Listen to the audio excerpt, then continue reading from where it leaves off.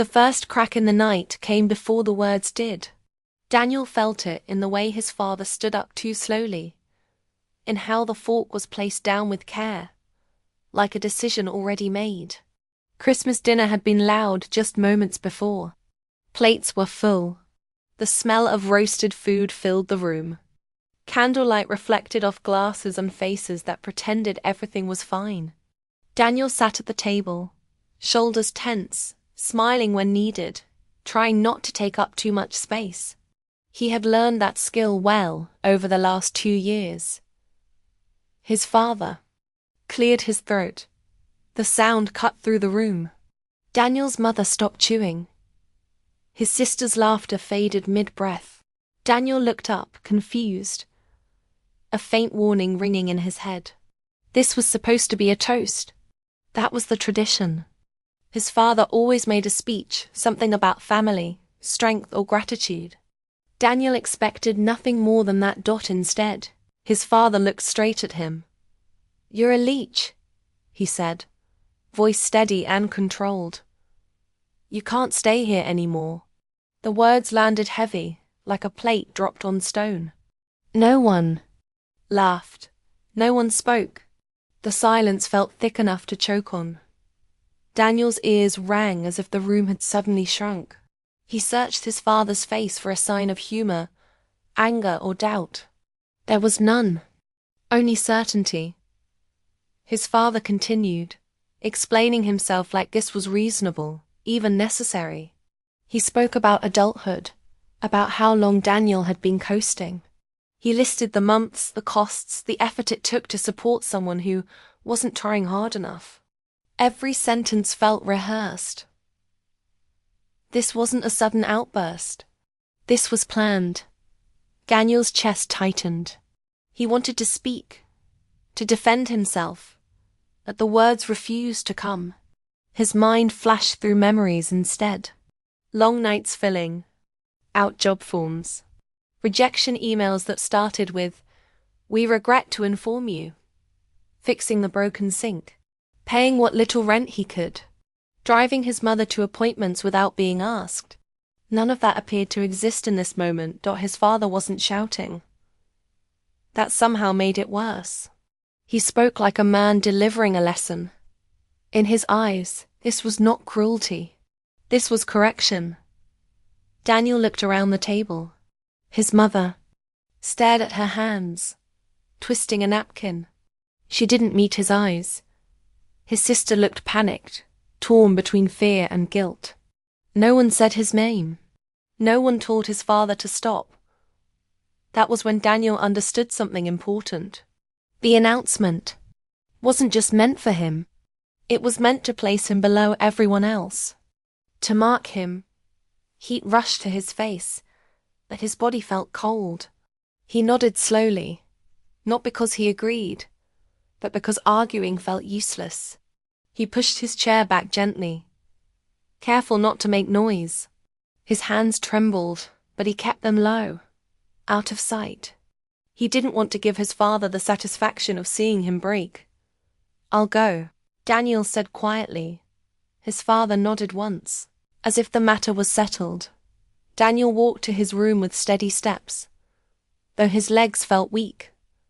The house suddenly felt unfamiliar, like he was already a guest. He packed fast. Clothes, a laptop, a few personal items. He left behind old trophies, books, and memories he couldn't fit into a bag. Each object he touched carried weight, but he forced himself not to linger. As he zipped the bag closed, anger finally surfaced, not loud, not explosive, but sharp and focused. This wasn't about money. This was about control. His father needed to feel strong, and Daniel had been chosen as proof of that strength. Daniel walked past the living room. His mother looked up then, eyes wet, mouth opening like she wanted to say something. She didn't. His sister stood frozen near the stairs. Daniel gave her a small nod. It was all he could manage. At the door. He paused. The Christmas lights outside blinked softly, mocking the moment with their cheer. For a second, Daniel hoped stupidly that his father would stop him, that someone would call his name. No one did. The door closed behind him with a quiet final sound. The cold air outside hit his face, sharp and real. Daniel stood on the porch, bag at his feet, breathing hard. The house glowed warmly behind him, full of food, laughter resuming, a celebration that continued without him. Something inside Daniel shifted. This wasn't just rejection. It was humiliation, delivered publicly, wrapped as discipline. His father believed he had done the right thing. That belief hurt more than the words themselves. As Daniel walked away, his thoughts began to change shape. The pain didn't fade, but it hardened. He replayed the moment again and again, each time noticing something new: the calm tone, the audience, the lack of defense. He realized then that his father didn't just want him gone. He wanted him small. Daniel clenched his jaw and kept walking. He didn't know where he would sleep that night, or how long it would take to rebuild. But one thought stayed with him, clear and steady, cutting through the chaos. He would not stay small. And one day, somehow, his father would understand exactly what that night had cost him. Daniel learned quickly that leaving a house was easier than escaping what happened inside it. The first nights were short and restless. He slept on borrowed couches, stared at unfamiliar ceilings, and woke with the same memory burning in his chest. The words followed him everywhere. "You're a leech." They echoed when he closed his eyes, when he opened job boards, when he stood in lines pretending he still belonged somewhere. Days blurred into motion. Temporary work, early mornings, late nights. Daniel kept moving because stopping meant thinking. He told people he was between places, said it with a smile that felt stiff and borrowed. Pride kept him from explaining more. Shame kept him silent. At first, anger came in waves. It rose fast, then faded, leaving exhaustion behind. But over time, it changed shape. It became steady, focused, almost calm. Daniel didn't want to shout anymore. He wanted balance. He replayed the Christmas dinner again and again, not out of weakness, but to understand it. His father hadn't acted in anger. That was the truth Daniel couldn't ignore.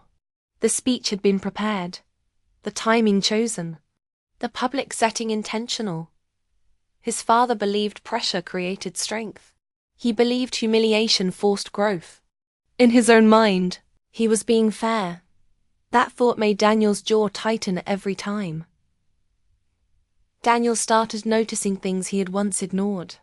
His father's business came up in conversations more often than before.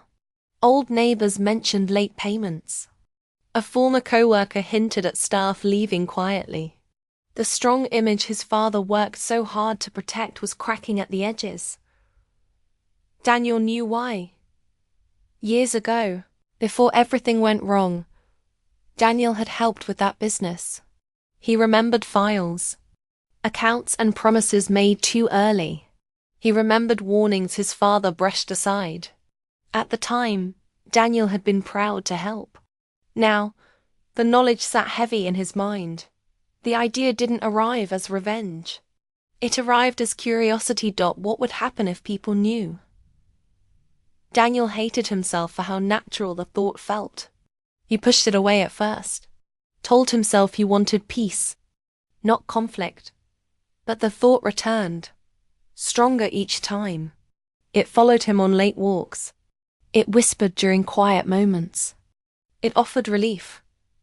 He could expose the truth without lying, without breaking rules. Just facts, placed in the right hands. The power of that possibility made his chest feel lighter for the first time in months. Then guilt followed.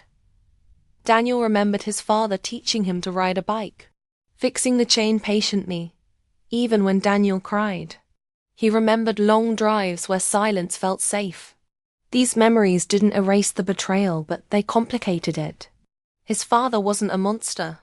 He was a man trapped in his own beliefs. Didn't make the pain smaller. Daniel's nights grew longer.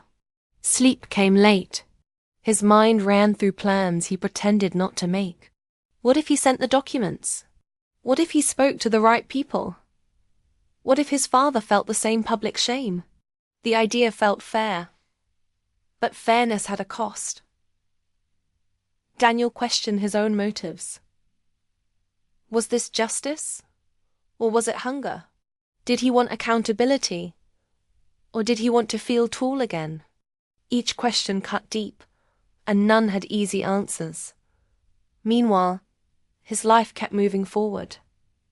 He found steadier work, saved small amounts, built routines that didn't rely on anyone else. From the outside, he looked like he was healing. Inside, the wound stayed open. One night, Daniel opened his laptop and searched through old files. He told himself he was only looking. The screen glowed in the dark room, casting shadows on his face. The evidence was all there, quiet and patient, waiting to be used. His hands hovered over the keyboard. He imagined his father's face reading the news. The shock, the loss of control, the silence around a different table. The thought made Daniel's heart beat faster. Then doubt crept in. He imagined his mother hearing the fallout, his sister standing in the middle again, the family fracture widening, not closing. Revenge promised relief, but it also promised damage that couldn't be undone. Daniel closed the laptop, breathing hard. The conflict followed him everywhere after that. Each step forward in his own life felt tied to a step backward into resentment. He hated that his father still had this power over his thoughts. He hated that revenge felt like the only way to take it back. Some days, Daniel convinced himself he would never do it. Other days, he felt ready. The swing between those choices exhausted him. It was easier to hate than to forgive. Easier to plan than to heal. Daniel understood something then that scared him. Revenge wasn't loud. It was quiet, patient, and convincing. It dressed itself as justice and waited for the right moment. And deep down, Daniel knew that moment was coming. Daniel sat in his car with the engine off, watching the building across the street. Light spilled from the tall windows, warm and inviting. The kind of light meant to make people trust what they saw inside. A banner hung above the entrance, announcing a holiday charity event. His father loved events like this. Public, respectable, safe. Daniel's hands rested on his laptop, open on the passenger seat. The screen showed everything he needed. Files. Dates. Nothing false. Nothing exaggerated.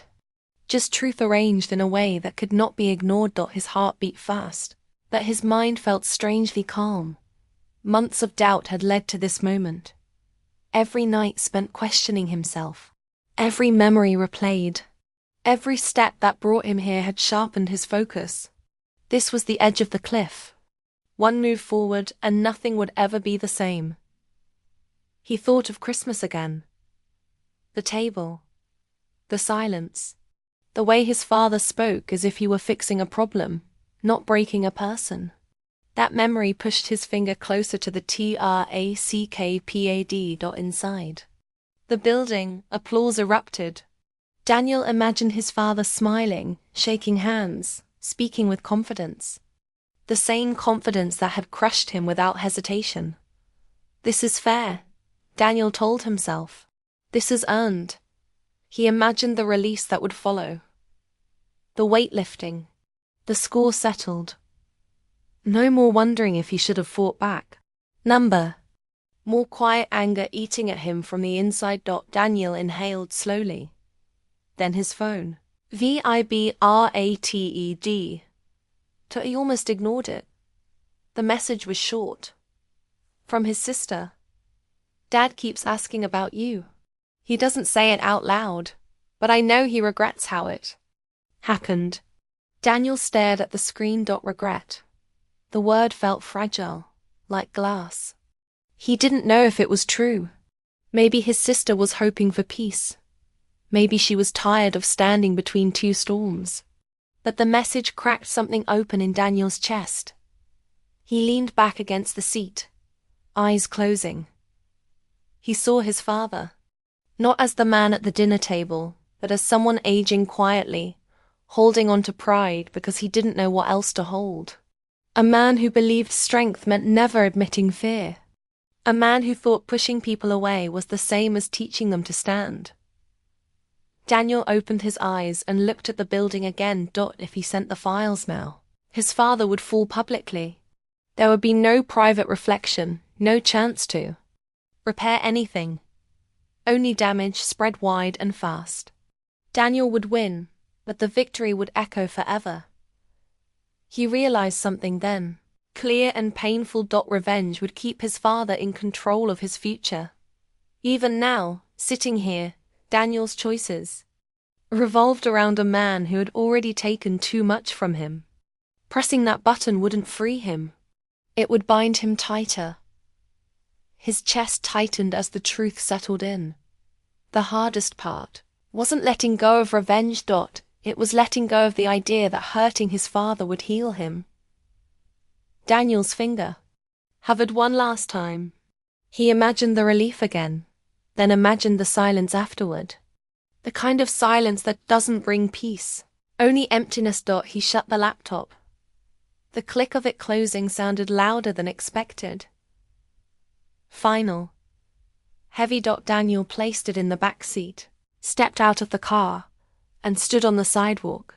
Cold air filled his lungs. The noise from the event drifted out through the doors. Laughter, music, life continuing, untouched by the storm that almost arrived. For a moment, Daniel felt weak.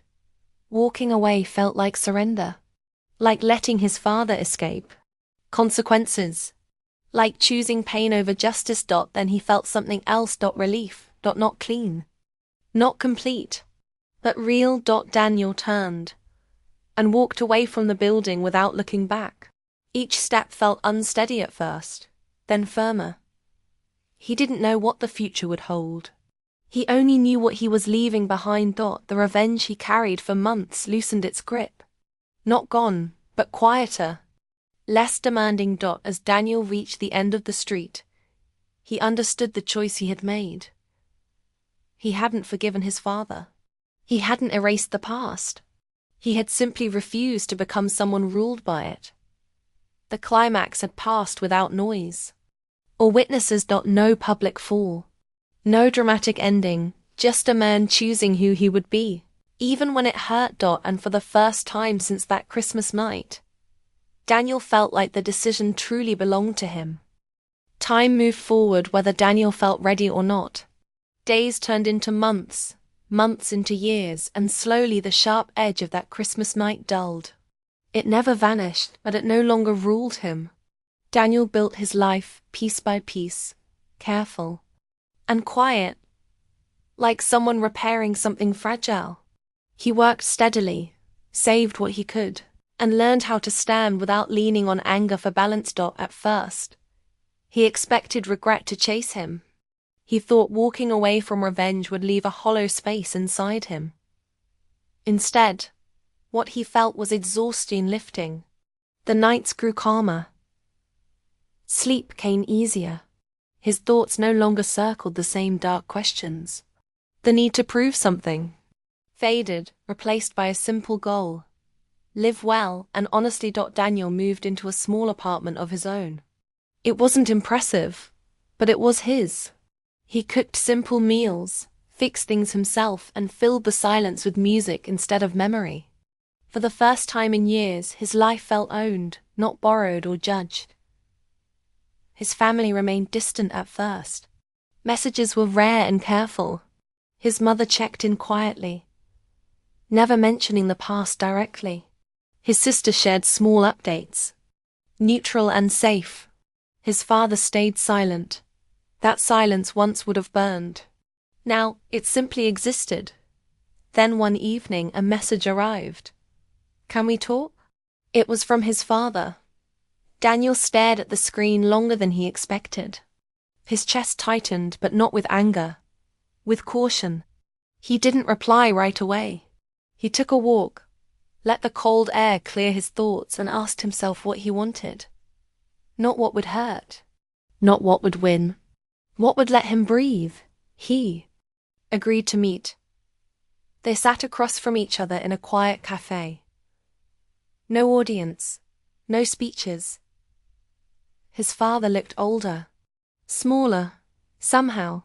The confidence was still there, but worn at the edges. When he spoke, it was slower. "I handled things wrong." His father said that it wasn't a perfect apology. It didn't undo the past. But it was something his father had never offered before. Daniel listened without interrupting. He noticed how hard the words seemed to come, how uncomfortable his father looked without authority to hide behind. Daniel didn't forgive him that day. He didn't promise anything. He simply spoke his truth. He explained the humiliation, the loneliness, the damage done by being reduced to a problem in front of others. His father listened, jaw tight, eyes lowered. They parted without warmth, but without hostility. That became the pattern. Slow conversations, limited contact, no pretending, no rushing. Daniel learned that healing didn't arrive as a single moment. It came as space, as choice, as the ability to walk away without burning bridges behind him. Over time, Daniel noticed how different he felt. The anger that once fueled him no longer defined him. He didn't need his father's approval. He didn't need to see him fall. He had already reclaimed what mattered. Revenge, he realized, would have frozen him in the past. Walking away let him move forward. On another Christmas years later, Daniel spent the holiday with friends.